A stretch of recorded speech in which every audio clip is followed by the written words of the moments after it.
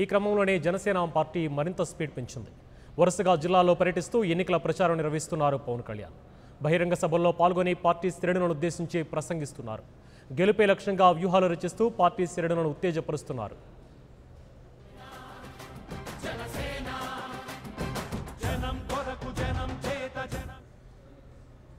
ఇవి bulletin updates. నమస్కారం.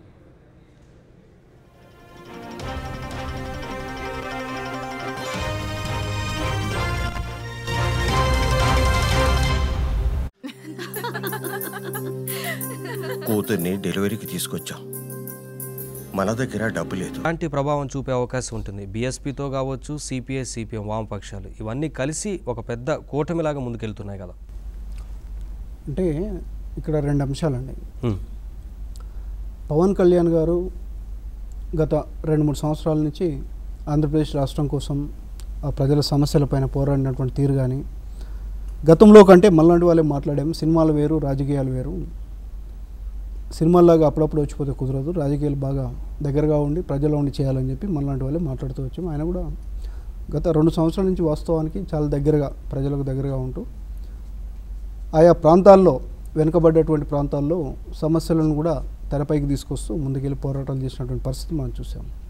ఒక రకంగా చెప్పాలంటే రాష్ట్రంలో దాదాపుగా కమ్యూనిస్టులందరి పాత్ర కూడా పవన్ కళ్యాణ్ గారు పోషించారని చెప్పచ్చు.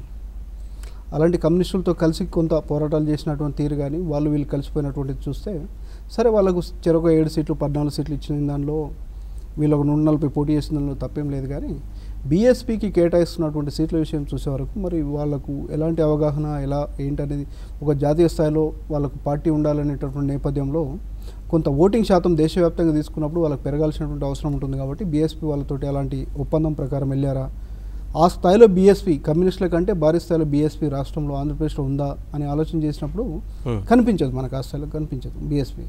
కాకపోతే ఆ వర్గాల నుంచి వాళ్ళ ఓట్ బ్యాంక్ కూడా ఉంటుంది కాబట్టి ఎక్కువ స్థాయిలో బీఎస్పీకి బలంగా లేకపోవచ్చు, కానీ ఆ వర్గాల నుంచి ఓట్ బ్యాంక్ ఎక్కువగా ఉంటుంది కాబట్టి దాన్ని కూడా వాళ్ళు సమీకరణలో భాగంగా తీసుకొని ఉంటారేమో అనేటటువంటిది. ఏదేమైనప్పుడు కూడా ఒక క్లారిటీ మీరు అన్నట్టుగా ఏంటంటే ఎవరు ఎన్ని సీట్లో పోటీ చేస్తారు ఒక క్లారిటీ అయితే వచ్చింది. అందులో భాగంగా వీళ్ళు ఎవరికి వాళ్ళు సీట్లు కేటాయింపులు జరుపుకొని ఒకరిపైన ఒకరు రెబల్లాగా పోటీ చేయకుండా, ఎందుకంటే జనసేనకి ఇచ్చిన దగ్గర బీఎస్పీకి ఇచ్చిన దగ్గర సిపిఐ, వాళ్ళకి ఇచ్చిన దగ్గర సిపిఎం కాకుండా ఒక కూటమి అనుకున్నప్పుడు కూటమి యొక్క సంకీర్ణ ధర్మాన్ని పాటిస్తూ వీళ్ళు ముందుకెళ్తే కనుక ఖచ్చితంగా ఓట్ షేరింగ్ అనేది ఏ మేరకు జరుగుతుందనేది చూడాలి. ఎందుకంటే వామపక్షాలకు గతంలో ఉన్నటువంటి ఎక్స్పీరియన్స్ వాళ్ళతో ఉన్నటువంటి చూస్తే కనుక వామపక్షాలు కనుక కూటమిలో భాగస్వాములు అయితే వాళ్ళ ఓట్ షేర్ అనేది దాదాపుగా 90% జరగడానికి ఆస్కారం ఉంటుంది. వాళ్ళ అభ్యర్థి ఉన్నా లేకపోయినా వాళ్ళ చిత్తశుద్ధిని మనం శంకించాల్సినటువంటి అవసరం లేదు. జనసేన కూడా అదేవిధంగా సిమిలర్గా పనిచేయాలని కోరుకుందాం. ఎందుకంటే మనం ముందులోనే చెప్పాము, సమస్యలపైన, ప్రజా సమస్యలపైన, రాష్ట్రంలో అక్కడక్కడ వెనుకబడ్డటువంటి ప్రాంతాల్లో ఉన్నటువంటి సమస్యలపైన వామపక్షాల పాత్రను జనసేన పోషించింది, పవన్ కళ్యాణ్ పోషించారని చెప్తున్నటువంటి నేపథ్యంలో వామపక్షాలు, జనసేన, బీఎస్పీ లాంటివి కలిసిపోవడం ఖచ్చితంగా అన్నీ కూడా ఒకే రకమైనటువంటి సంకీర్ణ ధర్మాన్ని, ఫెయిర్ సంకీర్ణ ధర్మాన్ని పాటిస్తారని మనం కోరుకుందాం. అందులో తప్పేం లేదు. జనసేన పార్టీలో చాలామంది ఐఏఎస్గా పనిచేసిన వాళ్ళు, మరోవైపు ఐపీఎస్గా పనిచేసి వచ్చిన సిబిఐ మాజీ జేడీ లక్ష్మీనారాయణ అలాంటి వాళ్ళు కలిసి పనిచేయడం పార్టీకి ఎలాంటి ప్లస్ ఉంటుంది? మరోవైపు ఐఏఎస్గా పనిచేసిన తోట చంద్రశేఖర్ గుంటూరు పశ్చిమ నియోజకవర్గం నుంచి పోటీ చేస్తున్నారు. ఇప్పటికే ఆయా నియోజకవర్గాల్లో ఎక్కడైతే ఆయన చేసిన సేవా కార్యక్రమాలు ఉన్నాయో, మరోవైపు ఐఏఎస్గా ఆయన చేసిన సేవా కార్యక్రమాలు ఉన్నాయో వాటన్నిటిని కూడా కరపత్రాల రూపంలో జన సైనికులు కొట్టించి వాటిని పంచిపెడుతూ వాళ్ళందరికీ అవగాహన కల్పిస్తున్న నేపథ్యం చూస్తుంటే ఏమనిపిస్తుంది? ఇప్పుడు తోట చంద్రశేఖర్ గారి విషయంలో కానీ, మనకు జేడీ లక్ష్మీనారాయణ గారి విషయంలో కానీ ప్రజలకు వీళ్ళంతా సుపరిచితులే. పెద్దగా వాళ్ళ గురించి మనం ఏదో చెప్పుకోవాల్సినటువంటి అవసరం లేకపోతే, ఉంటే చెప్తేనే ప్రజలు వేస్తారు అనుకోవడానికి కూడా ఆస్కారం లేదు. వాళ్ళకు కొంత క్లారిటీ ఉంది. దేశ రాజకీయాలను మనం తీసుకున్నప్పుడు ఐఏఎస్లు, ఐపీఎస్లు ఈరోజు కొత్తగా వస్తారు పాలిటిక్స్లో అనుకోవడానికి లేదు. ఓకే, గతంలో కూడా చాలామంది ఉన్నారు, అలాంటి వాళ్ళు వచ్చారు, మనం చూసాం కూడా. కిరణ్ బేడీ లాంటి వాళ్ళని చూసాం, మనం లోక్సత్తా జయప్రకాష్ నారాయణ లాంటి వాళ్ళని చూసాము. సమస్య ఎక్కడ వస్తుందంటే విలువలతో కూడినటువంటి రాజకీయాలు, చిత్తశుద్ధితో పనిచేసేటటువంటి వాళ్ళను ప్రజలు ఏ మేరకు ఆదరిస్తున్నారు అనేది మనకు సమస్య. రాజకీయాలంటేనే ధనంతో కూడినటువంటివి, డబ్బుతో కూడినటువంటివి, అంగు ఆర్భాటాలతో కూడినటువంటివి. మర్డర్లు, మానభంగాలు, కేసులు ఇలాంటివన్నీ కూడా వాళ్ళకు యాడెడ్ అడ్వాంటేజ్గా మారుతున్నటువంటి నేపథ్యంలో మరి బ్యూరోక్రాట్స్ నుంచి వచ్చినటువంటి బ్యూరోక్రాటిక్ బ్యాక్గ్రౌండ్ నుంచి వచ్చినటువంటి వాళ్ళు వీళ్ళకు మరి ఇవి సరిపడతాయా అంటే చరిత్ర అయితే బాగా కలిసి వస్తాయని చెప్పట్లేదు. ఇలాంటి వాళ్ళకు చరిత్ర బాగా కలిసి వచ్చిందని చెప్పడానికి లేదు. కొన్ని ఉదాహరణలు తీసుకుంటే ఇండివిజువల్గా వీళ్ళకి పనిచేస్తుండొచ్చు కనుక, ఎందుకంటే వీళ్ళు గతంలో ఆయా పదవులను నిర్వర్తించినప్పుడు వీళ్ళ యొక్క చిత్తశుద్ధి కానీ వీళ్ళు పనిచేసినటువంటి తీరు కానీ 10 మందికి ఆదర్శంగా నిలిచినటువంటి తీరు కానీ ఖచ్చితంగా వాళ్ళకు యాడెడ్ అడ్వాంటేజ్, అందులో మనం తప్పు కొట్టడానికి లేదు. ఈ రోజుల్లో దేశంలో ఒక ఐఏఎస్ కావాలంటే, ఒక ఐపీఎస్ కావాలంటే ఎంత కష్టపడాలి, తల్లిదండ్రులు ఎంత కలలు కంటారో మనందరూ తెలుసు. అలాంటి పదవుల్లో వచ్చినటువంటి వాళ్ళకు ఈ దేశంలో ఉన్నటువంటి నైసర్గిక, సామాజిక, ఆర్థిక, ప్రజల యొక్క జీవన స్థితిగతులు, నగరాలు, పేద ప్రజలు నివసించేటటువంటి మారుమూల ప్రాంతాలు, వీటి పట్ల పూర్తి అవగాహన ఉంటుంది. వ్యవస్థలో పనిచేస్తున్నప్పుడు బ్యూరోక్రాట్స్ ఏం చేస్తారంటే పాలకులు తీసుకునేటటువంటి నిర్ణయాలని అమలు చేయాలి, ఇష్టమున్నా లేకున్నా. ఒక్కోసారి మంచి బ్యూరోక్రాట్స్ ఏం చేస్తూ ఉంటారంటే వీళ్ళకి ఏమాత్రం అవగాహన లేకుండా మా మీద రుద్దుతూ ఉన్నారు, మాతో తప్పుడు పనులు చేస్తూ ఉన్నారు, మేమే నిర్ణయాధికారం తీసుకునేటటువంటి విధంగా ఉంటే బాగుండు కదని ఆలోచన వస్తుంది, తప్పులేదు అందులో. అలాంటి వాళ్ళు ఖచ్చితంగా క్లిక్ అవ్వాలని మనం కోరుకుందాం. ఎందుకంటే వాళ్ళు కొంత సమాజాన్ని చదువుకొని, తమ చదువులు చదువుకొని ర్యాంకులు కొట్టడమే కాకుండా శిక్షణా సమయంలో సమాజాన్ని చదువుకొని వస్తారు. వాళ్ళు సమాజానికి ఉపయోగపడేటటువంటి నిర్ణయాలు తీసుకుంటున్నటువంటి క్రమంలో అనేక లోటుపాట్లకు, అనేక ఆటుపోట్లకు గురవుతూ ఉంటారు. అలాంటి వాళ్ళకు వాళ్ళ యొక్క పర్స్పెక్టివ్ కూడా చాలా బ్రాడ్గా ఉంటుంది. అలాంటి వాళ్ళు రాజకీయాల్లోకి వస్తే కనుక యువత ఖచ్చితంగా ఆకర్షితులు అవ్వాల్సినటువంటి అవసరం ఉంటుంది. వాళ్ళ యొక్క మంచి పనులను ఆదర్శంగా తీసుకోవాల్సినటువంటి అవసరం ఉంటుంది. ఇలాంటి వాళ్ళను మనం సమాజంలో నిలుపుకోగలిగితే కనుక, సమాజ సేవలో వినియోగించుకుంటే కనుక అవినీతి రహిత సమాజాన్ని స్థాపించడానికి ఆస్కారం ఏర్పడుతుంది. బ్యూరోక్రాట్స్ అంత ఈజీగా అవినీతికి పాల్పడతారని అనుకోవడానికి లేదు. ఇలాంటి అంగు ఆర్భాటంతో కూడినటువంటి రాజకీయాలు చేస్తారనుకోవడానికి ఆస్కారం లేదు. ఎందుకంటే వాళ్ళు అవన్నీ చూసి దెబ్బతిని ఇబ్బంది పడి వచ్చినటువంటి వాళ్ళు, మళ్ళీ వాళ్ళు అవే చేస్తారని అనుకోవడానికి ఆస్కారం లేదు. ఇలాంటి వాళ్ళు ఎక్కువగా యువతను, ఆదర్శవంతంగా ఉండేటటువంటి వాళ్ళను, ప్రజా సంఘాల వాళ్ళను, కొద్దిగా గొప్ప చదువుకొని డిగ్రీలు, పీజీలు చేసినటువంటి వాళ్ళను వీళ్ళందరినీ ఆకట్టుకుంటారు. వీళ్ళు మనం అప్పుడప్పుడు చూస్తూ ఉంటాం. జేడీ లక్ష్మీనారాయణ గారి గురించి కానీ, మనకి ఇప్పుడు ఏ ఒక్క ఐఏఎస్, ఐపీఎస్ అధికారి గురించి కానీ మనం దేశంలో కానీ ఎక్కడైనా తీసుకున్నప్పుడు వాళ్ళ యొక్క జీవిత చరిత్ర కానీ, వాళ్ళు మౌల్డ్ అయినటువంటి తీరు కానీ, వాళ్ళు ప్రజలకు ఉపయోగపడే విధంగా కానీ, విద్యార్థులను వాళ్ళు మోటివేట్ చేస్తున్నటువంటి తీరును కానీ మనం చూసినప్పుడు విశేష స్పందన, విపరీతమైనటువంటి స్పందన ఉంటుంది. ఒక 10 మంది 20 మంది పనిచేసే కార్యాలయంలో ఒక ప్యూన్ పోస్టు, ఒక అటెండర్ పోస్ట్ నింపాలంటే 8వ తరగతో 10వ తరగతో మనం ఒకటి క్వాలిఫికేషన్ పెడతాం. ఎందుకని నీకు ఛాయ్ నీళ్ళు ఇవ్వడానికి, వాటర్ ఇవ్వడానికి క్వాలిఫికేషన్ అంటే పేపర్ ఇచ్చి అక్కడ ఇచ్చి రాకపోతే పేపర్లో ఏముందో అటు చూసి ఇవ్వాలి కదా, అతనికి ఆ మాత్రం చదువు రాకపోతే ఎట్లా అంటున్నాం. లక్షలాది మంది ప్రజలకు ప్రాతినిధ్యం వహించే ఒక ఎంపీఓ, ఎమ్మెల్యే చదువుకోకుండా పర్లేదంట. దురదృష్టం కాకపోతే ఇంత ప్రజాస్వామ్య దేశంలో స్వతంత్రం వచ్చి ఇన్ని రోజులైన తర్వాత కూడా ఒక సర్పంచ్కి ఇది చదువు ఉండాలి, ఒక ఎంపీపీ చేయాలంటే, ఎంపీటీసీ చేయాలంటే, జెడ్పీటీసీ చేయాలంటే ఈ మాత్రం చదువు ఉండాలి, ఒక ఎమ్మెల్యే కావాలంటే కనీసం డిగ్రీ ఉండాలి, ఒక మంత్రి కావాలంటే ఇలాంటిది ఉండాలని కులమానం లేదు. ఒక మంత్రి తన సంతకం చేస్తే ఒక 100 కోట్లు విడుదల కావచ్చు, 1000 కోట్లు విడుదల కావచ్చు, ఇంకా 10,000 కోట్లు విడుదల కావచ్చు. ఆ మంత్రి సంతకం ఎక్కడ చేస్తుండో తను చదవాలంటాను నేను. నీ పిఏనో, పిఎస్ఓ వీళ్ళంతా డ్రాఫ్ట్ చేస్తారు, తప్పలేదు. అప్పుడప్పుడు మనం చూస్తూ ఉంటాం, ఏదైనా కాంప్లికేట్ అయ్యే వరకు మా పిఏ తెచ్చారు నేను సంతకం పెట్టాను అంటారు. మనం ఏం కోరుకుంటున్నామంటే, నువ్వు రాయలేకపోవచ్చు, ఆ స్థాయిలో డ్రాఫ్టింగ్ చేయలేకపోవచ్చు, నువ్వు సంతకం చేస్తున్నావే, నీ సంతకానికి విలువ ఉంది, నీకు కాదు. నువ్వు దేన్ని చదివి సంతకం చేస్తున్నావో అది నీకు అర్థం కావాలని చెప్తా ఉన్నాను నేను. ఇలాంటి బ్యూరోక్రాట్స్ వస్తే కనుక రాజకీయాలు మారాల్సినటువంటి అవసరం ఉంటుంది, అవినీతి తగ్గాల్సినటువంటి అవసరం ఉంటుంది, సమాజం పట్ల బాధ్యతగా ఉండాల్సినటువంటి అవసరం ఉంటుంది, నేను చేస్తున్న పదవి ఏంది అని తెలుసుకొని ముందుకెళ్లాల్సినటువంటి అవసరం ఉంటుంది. వీళ్ళు రానున్నటువంటి రోజుల్లో యువతకు ముఖ్యంగా ఆదర్శవంతమైనటువంటి రాజకీయాలు వీళ్ళు అందించాల్సినటువంటి బాధ్యతలు వాళ్ళ భుజ స్కంధాలపైన ఉంది. ఒకసారి గెలవచ్చు, ఓడిపోవచ్చు, అది వేరే విషయం. ఒకసారి రాజకీయాల్లోకి వచ్చాక ఈ రాజకీయాలను ఎంత మేరకు మనం ప్రభావితం చేయగలిగాము అనేది ఇంపార్టెంట్. నేను ఎంత ఆదర్శంగా ఉండగలుగుతున్నాను అనేటటువంటిది ఇంపార్టెంట్. ఆదర్శవంతమైనటువంటి రాజకీయాలు చేస్తే కనుక ఆ రాజకీయాల వైపు యువత ఎక్కువగా రావడానికి ఆస్కారం ఉంటుంది. కాబట్టి ఖచ్చితంగా బ్యూరోక్రాట్స్ ఆ దిశగా ముందుకెళ్ళాలని, రానున్నటువంటి రోజుల్లో చట్టసభల్లో కూడా ఎంటర్ అయ్యేటటువంటి వాళ్ళకు కనీసం ఒక డిగ్రీ అనేటటువంటిదో పీజీ అనేటటువంటి క్వాలిఫికేషన్ పెట్టాలని మనలాంటి వాళ్ళు కోరుకుందాం. ఎందుకంటే సరే చిన్న చిన్న పదవులు, కింది స్థాయి పదవులు వేరే విషయం, అసెంబ్లీకి పార్లమెంట్కి వెళ్ళేటటువంటి వాళ్ళకు కూడా ఇప్పుడున్నటువంటి పరిస్థితుల్లో సరే ఉత్తరాదితో పోల్చుకుంటే మనం ఇంకా చాలా బెటరు. ఉత్తరప్రదేశ్, బీహార్, జార్ఖండ్, ఉత్తరాఖండ్ లాంటి రాష్ట్రాలను తీసుకుంటే 8వ తరగతి 9వ తరగతి ఫెయిల్ అయినటువంటి వాళ్ళు కూడా మంత్రులు ఉన్నటువంటి పరిస్థితిని చూస్తూ ఉన్నాం. వాళ్ళతో పోల్చుకుంటే మనం చాలా గ్రేటు. అదేదో ఒకటి ఉంటుంది, నాన్న నేను సెకండ్ వచ్చానంటే వెరీ గుడ్ బేటా, ఎంతమంది పరిగెత్తారా మీ క్లాసులో అంటే ఇద్దరమే పరిగెత్తామని చెప్తారంటే, ఇద్దరు పరిగెత్తాడు సెకండ్ రాకపోతే ఇంకేం వస్తాడు. కాబట్టి వాళ్ళతో పోల్చుకుంటే మనం బెటర్ అనుకుంటాం, కానీ అది కులమానం కాదు. ఖచ్చితంగా ఈ దేశంలో ఎక్కువ మంది ప్రజలకు ఉపయోగపడే నిర్ణయాలు తీసుకుంటారు. కాబట్టి నిర్ణయం తీసుకునేటటువంటి సందర్భంలో మీకు ఆ నిర్ణయం పట్ల అవగాహన ఉండాలి, చదువుకొని ఉండాలనేది మనం కోరుకుంటా ఉన్నాం. కాబట్టి ఖచ్చితంగా ఈ బ్యూరోక్రాట్స్ అనేటటువంటి వాళ్ళు రాజకీయాలకు రావడం వల్ల ఆదర్శవంతమైనటువంటి రాజకీయాలు రానున్నటువంటి రోజుల్లో వస్తాయని మనం భావిద్దాం. Yes, not only Pavan Kalyan, so కమ్యూనిస్టులు కావచ్చు, మరోవైపు ఇతర సామాజిక కార్యకర్తలు, మీలాంటి సామాజిక విశ్లేషకులు అందరూ కూడా చెప్పేది ఒకటే, సమస్యల మీద పోరాడే వాళ్ళని చట్టసభల్లో ఉంచితే వాళ్ళకి ఎక్కువ అవగాహన ఉంటుంది, వాటి మీద పరిష్కారాన్ని దిశగా ఆలోచించే ప్రయత్నం ఉంటుందని చెప్తూ వస్తున్నారు. సో అదే దిశగా ఐఏఎస్, ఐపీఎస్ లాంటి వాళ్ళు వీళ్ళు పనిచేసి వచ్చినప్పుడు సంస్థాగతంగా క్షేత్రస్థాయిలో వీళ్ళకి సమస్యల మీద ఒక అవగాహన ఉంటుంది. సో వీళ్ళందరినీ ప్రజలు గుర్తిస్తున్నారు అనుకోవచ్చా? ఖచ్చితంగా వీళ్ళు ఉంటే మన సమస్యలకు ఒక పరిష్కారం వస్తుంది అంటూ ప్రజల్లో ఒక మార్పు అనేది వస్తుంది అనుకోవచ్చా?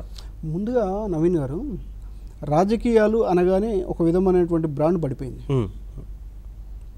మనం ఏ విధమైనటువంటి ఆదర్శవంతమైనటువంటి రాజకీయాల గురించి మాట్లాడుతూ ఉన్నామో ప్రజల్లోకి అది బలంగా వెళ్ళట్లేదు. ప్రజలకు ఏం వెళ్తూ ఉందంటే, నామినేషన్ వేస్తే 100 వెహికల్స్ వచ్చాయా, నామినేషన్ వేసిన రోజు ఎన్ని డబ్బులు పెట్టాం మనం, ఎన్ని కిలోమీటర్లు జులూస్ తీసాం మనము, ఎంత డబ్బు వెదజల్లాం మనం అనేది చూస్తున్నారు తప్పితే ఆ నామినేషన్ పత్రాన్ని ఆ అభ్యర్థి నింపాడా లేదా అనేది చూడట్లేదు. నామినేషన్ పత్రం చదివి నింపేటటువంటి నాలెడ్జ్ అతనికి ఉందా లేదా మనం ఆలోచన చేయట్లేదు. నామినేషన్ పత్రంలో ఎన్నికల కమిషన్ పెట్టినటువంటి రూల్స్ వీళ్ళు చదువుకొని అవగాహన చేసుకున్నారా చూడట్లేదు మనం. ఎప్పుడైతే వీళ్ళు దాఖలు చేసినటువంటి నామినేషన్ పత్రం ఉంటుందో అది వివాదాస్పదమైనప్పుడు నా అడ్వకేట్ చూశాడనో నా పిఏ నింపాడనో చెప్పేది వింటున్నాం తప్పితే నేను చదివి నింపి నేను సంతకం పెట్టాననేది మీరు ఎప్పుడైనా చూసారా? అంటే రాజకీయాలు ఏ విధంగా మారాయనేది ఇది ఒక ఉదాహరణ. మనం చెప్తా ఉన్నాం ఆదర్శవంతమైనటువంటివి, ఇంకోటి చెప్తా ఉన్నాం. ఎన్నికల కమిషన్ నిన్నటికి నిన్న చెప్పింది, ప్రతి కాలాన్ని మీరు చదివి నింపి స్వతహాగా మీరు చూసుకున్న తర్వాతనే మాకు ఇవ్వాలి, లేదంటే రిజెక్ట్ చేస్తామని చెప్తా ఉన్నారు. ఏమండి, సర్పంచ్ నామినేషన్ పత్రం చూడండి ఎంత ఘోరంగా ఉందో. సంస్కరణలు రావాలి. మనం ఏమంటున్నామంటే దేనికి ఏ పదవికి ఏది అవసరమో అదే అవసరం. మీరు సర్పంచ్కి కూడా మీరు ఒక ఎంపీ స్థాయిలో నామినేషన్ పత్రం పెట్టినటువంటి పరిస్థితిని చూస్తూ ఉన్నాం. అక్కడ మార్పులు రావాలి, రాజకీయాల్లో మార్పులు రావాలి. మీరు అడిగినట్టుగా మరి ఆదర్శవంతమైనటువంటి రాజకీయాలు రావాలంటే ప్రజలేమో ధనం వైపు, వీళ్ళ యొక్క అంగు ఆర్భాటాల వైపు మొగ్గు చూపుతూ ఉన్నారు. ఈ ప్రజల్లో మార్పు రావాలి. మళ్ళీ ఏమంటున్నారు ప్రజలు, వాడు ఇంట్లో నుంచి ఇస్తున్నాడా, మనం దోసుకొని పెడుతున్నాడు, వాళ్ళు చెప్తున్నారు, ప్రజలే చెప్తున్నారు మనకు ఆ విషయం. వాళ్ళ తాతదేమో అమ్మి పెడుతున్నాడా మనకు, మనం దోసుకునేదే మనకు పెడుతున్నాడు కదా, ఒకరోజు వెటర్నీయే రాదు అంటున్నారు. కావచ్చు, వాస్తవమే కావచ్చు. మార్పు అనేది ఎప్పుడు రావాలి మరి?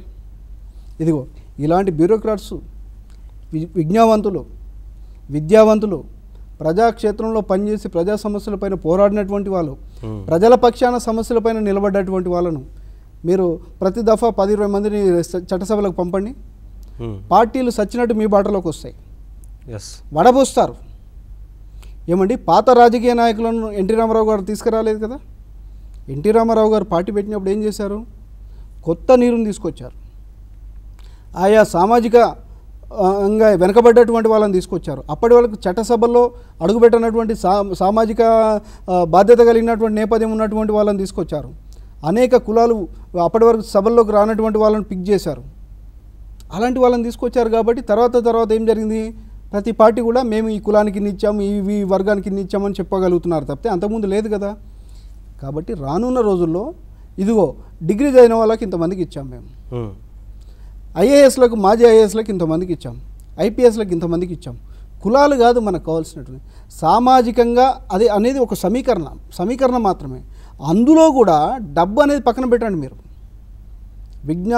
విజ్ఞానవంతులు, చదువుకొని సమాజ సేవ చేసినటువంటి వాళ్ళు, చదువుకొని ఉన్నతోద్యోగాలు చేసినటువంటి వాళ్ళు, ఎలాంటి అవినీతి ఆరోపణలు లేనటువంటి వాళ్ళు, వీళ్ళని మీరు 10 మందిని చట్టసభలకు పంపండి, వచ్చే ఎన్నికలు 20 మందికి సీట్లు ఇస్తారు. రానున్న రోజుల్లో మొత్తం వాళ్ళదే అవుతా ఉంది. పొలిటికల్ టాక్ షోలో షార్ట్ బ్రేక్ తీసుకుందాం.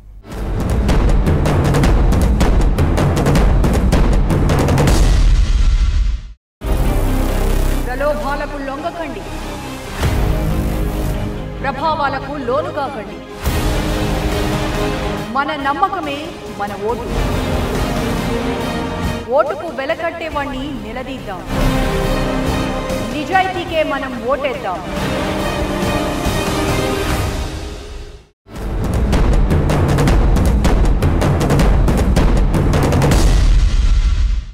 Welcome back to political talk show. Pavan Kalyan ఇదే చెప్తున్నారు, జీరో బడ్జెట్ పాలిటిక్స్ రావాలి అని. ఇప్పుడు zero budget politics Pavan Kalyan garu చెప్పిన దానిలో తప్పలేదు. మనలాంటి వాళ్ళు కూడా మాట్లాడుతూనే ఉన్నాము. జీరో బడ్జెట్ పాలిటిక్స్ అంటే ఈరోజు ఉన్నటువంటి సందర్భంలో మనం వాస్తవాలు మాట్లాడుకుంటే వార్డు మెంబర్ గెలిచే పరిస్థితి లేదు. వార్డు మెంబర్ గెలిచే పరిస్థితి లేదు. అంటే ఎంత ధన ప్రవాహం పారుతూ ఉందో మనందరికీ తెలిసినటువంటి విషయమే. ఎప్పుడు వస్తుంది జీరో బడ్జెట్ పాలిటిక్స్ అనేటటువంటిది? చదువుకున్న వాళ్ళు ఓటేస్తే వస్తుంది. ఓటు యొక్క విలువ తెలిసి పోలింగ్ బూత్కి వెళ్తే తెలుస్తుంది. మన వాళ్ళు కామెడీగా చెప్తా ఉన్నారు, పోలింగ్ బూత్ దగ్గర కూడా బ్రీత్ అనలైజర్ పెట్టాలని చెప్పేసి. బ్రీత్ అనలైజర్ పెట్టడం అనేది తర్వాత విషయం. వాడికి మందెవరు పోస్తున్నారు ఫస్ట్ అది చూడండి. సరే, అమాయకులు ఉన్నారు, వాళ్ళని కొనుగోలు చేయాలని పోస్తూ ఉన్నారు. ఈ మందే వాళ్ళకి అందుబాటులో ఉంచకుండా చేయాల్సినటువంటి బాధ్యత ఉంది కదా. ఎన్నికల షెడ్యూల్ ఇచ్చినప్పుడు ప్రభుత్వ సంక్షేమ కార్యక్రమాలు చేపట్టొద్దని ఎలా చెప్తా ఉన్నారో, ఎన్నికల షెడ్యూల్ వచ్చిన తర్వాత ప్రభుత్వ రంగంలోని అన్ని బీవరేజెస్ మేము బంద్ చేస్తూ ఉన్నాం, మందు ఉత్పత్తి ఏం సరఫరా ఏం, ఈ 2 నెలలు మేము మందు వైన్స్లన్నీ బంద్ చేస్తున్నాము, మద్య నిషేధం అమల్లో ఉంటుందని ఎందుకు ప్రకటించారండి? బ్రీత్ అనలైజర్ మీకు తర్వాత విషయం.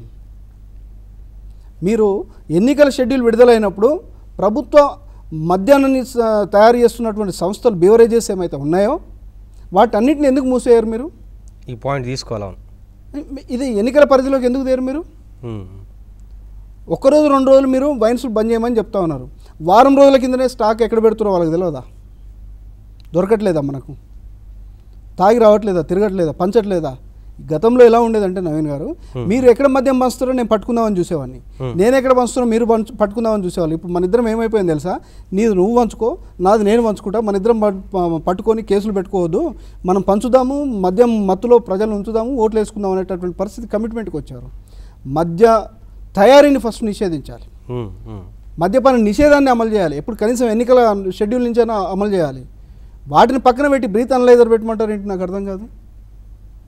ఇలాంటి సంస్కరణలు కొద్ది మేరకనే తీసుకురావచ్చు. 2 నెలలు 3 నెలలు మీరు మద్యానికి దూరంగా ఉంచండి, కొంపలేం మునుగుతా ఉన్నాయి. అదేమో క్యాన్సర్ పేషెంట్కి ఇచ్చే ట్రీట్మెంటా, లేకపోతే అతనికి ఏమన్నా ఊపిరాడకి చనిపోతాడా మద్యం సేవించకపోతే? టైం కూడా పెంచుతున్నారు కదా. దీన్ని బట్టి మనం చూస్తే కనుక ఇక్కడే అర్థమైపోతుంది వీళ్ళకి చిత్తశుద్ధి లేదు. మద్యం మత్తులో నింపాలంటే పీపాలు వీళ్ళకి ఎక్కించాలి సెలైన్ లాగా. ముందుగా చిత్తశుద్ధి ఉంటే ఎన్నికల కమిషన్కి అన్ని పార్టీలు రిప్రజెంటేషన్ ఇవ్వండి. ఎన్నికల షెడ్యూల్ వచ్చి నోటిఫికేషన్ వచ్చిన రోజు నుంచి ఫలితాలు ప్రకటించిన 3 రోజుల వరకు మద్య నిషేధాన్ని అమలు చేయండి. మీరు సంవత్సరాలు ఎట్లాగ అమలు చేయరు? అమలు చేస్తే ప్రభుత్వాలే నడవవు. ఎందుకంటే మీకు వస్తున్న ఆదాయమే అది. ప్రజలకు ఈ చేత్తో ఇస్తున్నారు, ఈ చేత్తో తీసుకుంటున్నారు, అది వేరే విషయం. ఎన్నికల సమయంలో అయినా సరే మద్య ఉత్పత్తిని మీరు తాత్కాలికంగా నిషేధించండి. అప్పుడైనా కనీసం వాళ్ళు అవగాహనతో ఓటేస్తారు. నిర్ణయాలు తీసుకోవాలంటే ఎన్ని లేవండి, చిత్తశుద్ధి ఉండాలి. కానీ చిత్తశుద్ధి ఉంటే బోలెడ్ నిర్ణయాలు తీసుకోవచ్చు. ఇలాంటి వాటిలో బ్యూరోక్రాట్ల అవసరం ఉంటుంది. ఇలాంటి నిర్ణయాలు తీసుకోవాలన్నా, ఇలాంటి నిర్ణయాలు తీసుకుని ఎన్నికలకు పోవాలంటే విద్యావంతులు అవసరం ఉంటుంది. అలాంటి వాళ్ళు రావాలి. ఇప్పుడు పవన్ కళ్యాణ్ లాంటి వాళ్ళకు ఉన్నటువంటి అభిమానులు కానీ, జగన్మోహన్ రెడ్డి గారికి ఉన్నటువంటి ఫాలోవర్స్ కానీ, చంద్రబాబు నాయుడు గారికి ఉన్నటువంటి ఐటీ ఎక్స్పర్ట్స్ కానీ, కేసీఆర్ లాంటి వాళ్ళకు ఉన్నటువంటి టెక్నాలజీ వాళ్ళు కానీ, కేటీఆర్ గారి వెనుకాల ఉన్నటువంటి ఫాలోవర్స్ కానీ అంతా విద్యావంతులు, చదువుకున్న వాళ్ళే కదా. మరి అలాంటి వాళ్ళు కదా ప్రయత్నం చేయాల్సింది. వాళ్ళ సంక్షేమం కోసం కదా నిర్ణయాలు తీసుకోవాల్సింది. మార్పుతో కూడినటువంటి రాజకీయాలు అంటే ఇలాంటివి తీసుకురావాలి. అరే ఏం నిర్ణయం తీసుకున్నారు రాబాయ్ అని చెప్పి ఆలోచన చేస్తే అటువంటి విధంగా ఉండాలి. చేయాలనే చిత్తశుద్ధి వీళ్ళుంటే పార్టీలు వెళ్ళి ఎన్నికల కమిషన్కి ఒక లేఖ ఇస్తే ఆయన ప్రభుత్వ చీఫ్ సెక్రటరీకి ఒక లేఖ రాస్తాడు. ముఖ్యమంత్రితో కూడా అక్కడ అవసరం లేదు. ఎన్నికల కమిషన్ నోటిఫికేషన్ వచ్చిన తర్వాత, ఎన్నికల కోడ్ వచ్చిన తర్వాత చీఫ్ సెక్రటరీకి ఒక లేఖ రాస్తారు. రాష్ట్రంలో మద్య ఉత్పత్తిని మేము ఆపేస్తున్నాము, ఆపేయండి. ఎప్పటి వరకు దాంట్లో టైం ఇస్తారు, ఎన్నికల కౌంటింగ్ ఎప్పుడుందో అప్పటి వరకు ఇస్తారు. ఈ కొంపలు మునిగేది ఏందంటున్నాను నేను. అవును. కాబట్టి బ్రీత్ అనలైజర్స్ కాదు కావాల్సింది, ఫస్ట్ వీళ్ళు మద్య ఉత్పత్తిని ఆపేయాల్సినటువంటి అవసరం ఉంది. ఆ దిశగా ఎలాగో నిర్ణయం తీసుకోరు. మనలాంటి వాళ్ళు ఇలాగ మాట్లాడుతూనే ఉంటాము. వాళ్ళు తాగేవాడు తాగుతూనే ఉంటాడు, ఎన్నికలు ఓటేసేవాడు వేస్తాడు, చెట్టు కింద పడుకొని సోయి లేకుండా ఉండేవాడు సోయి లేకుండా ఉంటాడు, అది జరుగుతూనే ఉంటుంది. కాబట్టి ప్రజాక్షేత్రంలో మీరు ఓటేస్తేనే మీకు సంక్షేమ ఫలాలు అందుతాయి అని చెప్పి ఒక రాజకీయ నాయకులు మాట్లాడమనండి, మేనిఫెస్టోలో పెట్టమనండి. ప్రతిదానికి ఆధార్ కార్డు, పాన్ కార్డు ఇవన్నీ పెడతా ఉన్నారు కదా మీరు, ప్రతిదానికి బ్యాంక్ అకౌంట్కు లింక్ పెడతా ఉన్నారు కదా, మీ ఓటుకి ఇవన్నీ లింకులు పెట్టండి. మీరు ఓటేస్తేనే మీకు గ్యాస్ సబ్సిడీ ఇస్తాం, ఓటేస్తేనే కళ్యాణ లక్ష్మి ఇస్తాం, ఓటేస్తేనే పెన్షన్ ఇస్తాం, ఓటు వేసారా లేదా అనే రిసిప్ట్ మీకు అక్కడ ఆన్లైన్లో నమోదైతేనే మీరు ప్రభుత్వ సంక్షేమ కార్యక్రమంలోకి ఎలిజిబుల్ అని చెప్పి ఒక్కరినన్నా మేనిఫెస్టోలో పెట్టమనండి. చేస్తారేమో. చేయాలని చిత్తశుద్ధి వీళ్ళకి లేదు. ఫస్ట్ వాళ్ళకి ఏదో ఒకటి అలా పడేయాలి, మన వైపు ఆకట్టుకోవాలి. ఆ వారం 10 రోజులు అయిపోతుంది, తర్వాత 4 సంవత్సరాల 300 రోజులు మనదే అనేటటువంటి పరిస్థితికి రాజకీయ పార్టీలు వచ్చేసాయి. కాబట్టి ఇవన్నీ మారాల్సినటువంటి అవసరం ఉంటుంది. రానున్న రోజుల్లో ఖచ్చితంగా అనేక మార్పులు వస్తూ ఉన్నాయి. రానున్న రోజుల్లో ఇలాంటిది కూడా వస్తుందని మనం కోరుకుందాం. రావాల్సినటువంటి అవసరం ఉంది. పార్టీలు ఇప్పటికైనా సమయం మించిపోలేదు. పార్టీలు అన్నీ కూర్చొని మీకే కాస్ట్లీగా మారాయి, మీకే ఇబ్బందికరంగా మారింది.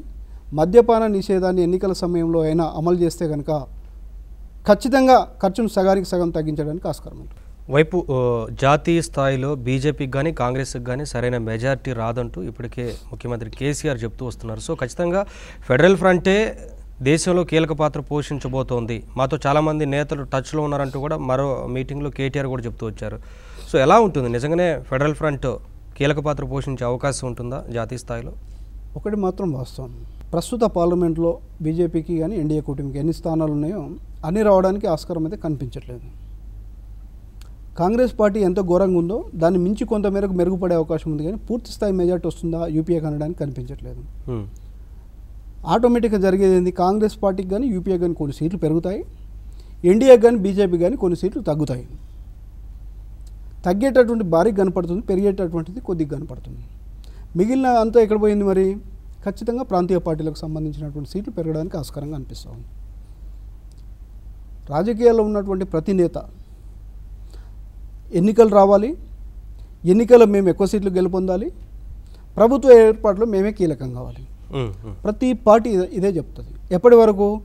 ఎన్నికల ఫలితాల కౌంటింగ్ మొదలయ్యే వరకు అదే చెప్తారు. కౌంటింగ్ తర్వాత ఇక అందరూ తెలిసిపోతుంది, దాన్ని ఎవరేం చేయలేరు. దేశంలో ఉన్నటువంటి పరిస్థితిని అంచనా వేసి ఆయనకు ఉన్నటువంటి పరిచయాల ద్వారా ఆయా ప్రాంతీయ పార్టీలు స్థానిక పార్టీలతో మాట్లాడిన తర్వాత కేసీఆర్ గారు ఫెడరల్ ఫ్రంట్ పైన కొంత మేరకు ఆశ పెట్టుకున్నటువంటి వాస్తవం. మరొక వైపు చంద్రబాబు నాయుడు గారు వాళ్ళ కూటమికి సంబంధించి వాళ్ళు ఆశలు పెట్టుకున్నటువంటిది మనందరికీ తెలుసు వాస్తవం. మనకు ఒకటే ఇక్కడ మాట్లాడాల్సింది, గమనించాల్సింది ఏంటంటే, ఏ కూటమిలో ఉన్న వాళ్ళైనా సరే, కూటమి బయట ఉన్న వాళ్ళైనా సరే, ఎన్నికల ఫలితాలు వచ్చే కంటే ముందు మేము పలానా వాళ్ళతో కలవము, వీళ్ళతో కలిసి ఉంటామని చెప్పమనండి. ఫలితాలు వచ్చిన తర్వాత ప్రభుత్వ ఏర్పాటుకి ఎక్కడ అవకాశం ఉంటే అక్కడ వరకే జంపు జిలానీలు అయ్యేటటువంటి పరిస్థితి, వాళ్ళే మద్దతు ఇస్తున్నటువంటి పరిస్థితి. ఎన్నికలు జరుగుతున్నంతసేపు తిట్టుకుంటారు, ఎన్నికలు అయిపోయి బ్యాలెట్లు అన్ని పోయి బాక్సులో నిక్షిప్తమైన తర్వాత ఈవీఎంలో పడ్డ తర్వాత మళ్ళీ అంతా బాయ్ బాయ్ అయిపోతారు. సమస్యలో ఓటేసినటువంటి ఓటర్దే. ఇంతవరకు మనం ఎందుకు వెళ్తా ఉన్నాము? జమ్మూ కాశ్మీర్ లాంటి దగ్గర ఏం జరిగింది మనం చూడలేదు. వైరుధ్యం ఉన్నటువంటి వాళ్ళు అసలు ఎక్కడ కూడా ఏ దిక్కున కూడా కలవడానికి ఆస్కారం లేనటువంటి వాళ్ళు కలిసి ప్రభుత్వాలను ఏర్పాటు చేసినటువంటి పరిస్థితి చూడలేదా? నిన్నటికి నిన్న తమిళనాడులో జరిగినటువంటి రాజకీయాలు, కర్ణాటకలో జరుగుతున్నటువంటి పరిస్థితి, కేరళలో జరిగినటువంటి పరిస్థితి, పశ్చిమ బెంగాల్లో ఎవరిని కూల్చడానికి చేస్తున్నటువంటి పరిస్థితి, ఇవన్నీ మనం చూస్తున్నాం కదా. గోవాలో జరిగినటువంటి పరిస్థితి, పారికర్ గారు చనిపోయిన తర్వాత ఎవరు మిలవాలి ప్రభుత్వం ఏర్పాటుకు, ఎవరికి మెజార్టీ ఉందనే దానిలో జరుగుతున్నటువంటి పరిస్థితి మనం చూడట్లేదా? రాజకీయాల్లో ఏంటంటే పదవి వచ్చే వరకు, పార్టీ గెలుపొందే వరకు, సీట్లు పెరిగే వరకు, ప్రభుత్వ ఏర్పాటుకు వచ్చే వరకు వీళ్ళంతా కలిసిపోయేటటువంటి అవకాశం, ఎవరి అవసరాలు వాళ్ళు. ఎక్కువ ఎలా ఉంటుందంటే, ఎవరైతే అధికారంలోకి వస్తారో అటువైపు తటస్థులుగా ఉన్నటువంటి వాళ్ళు వెళ్ళిపోతారు.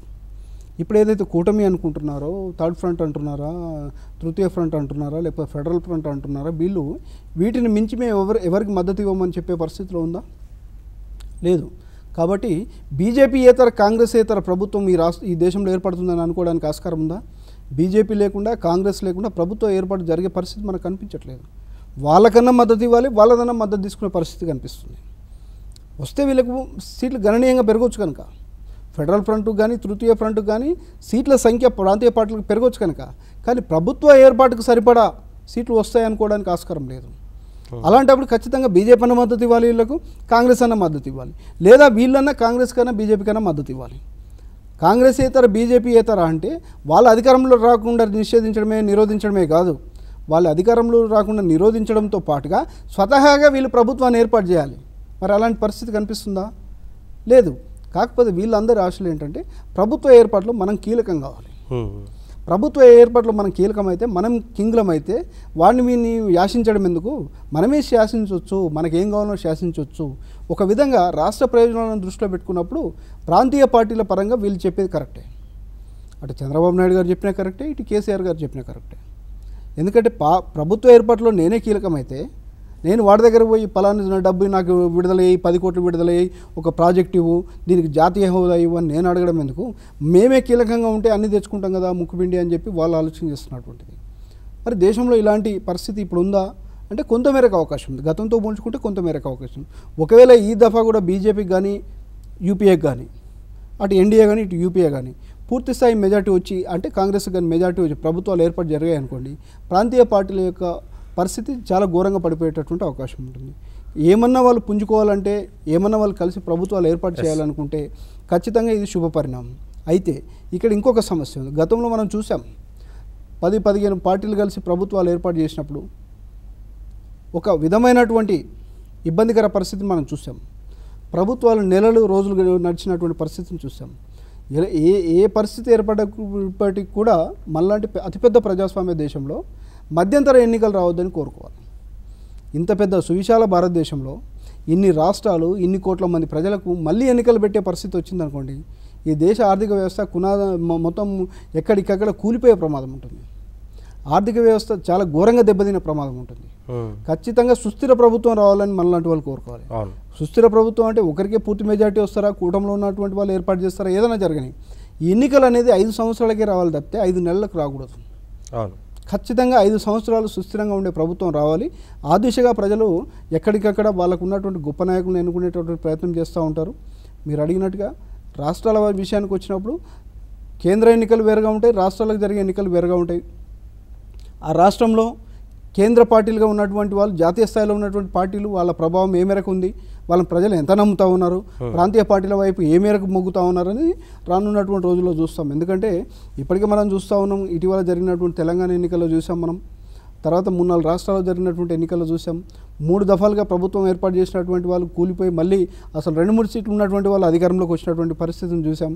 కాబట్టి ప్రజాస్వామ్యంలో ఓటరు యొక్క నాడి, అతని యొక్క పరిస్థితి ఎలా మారుతుందనడానికి గతంలో జరిగినటువంటి ఎన్నో అనుభవాలు ఉన్నాయి. కాబట్టి ఓటర్లను దృష్టిలో పెట్టుకొని పాలన చేస్తే కనుక మీరు అనుకున్న ఫలితాలు వస్తాయి. మేము చెప్పిందే ఓటర్ వినాలి అనుకుంటే కనుక మీరు ఊహించని ఫలితాలు వస్తాయి అనేది మాత్రం గమనించాలి. Thank you sir. ఇది ఇవాల్టి పొలిటికల్ టాక్ షో. చూస్తూనే ఉండండి 99 టీవీ.